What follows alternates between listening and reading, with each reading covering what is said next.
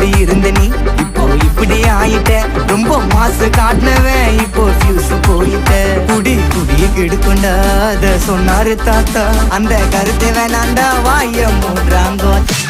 மட்டிக்கினாரு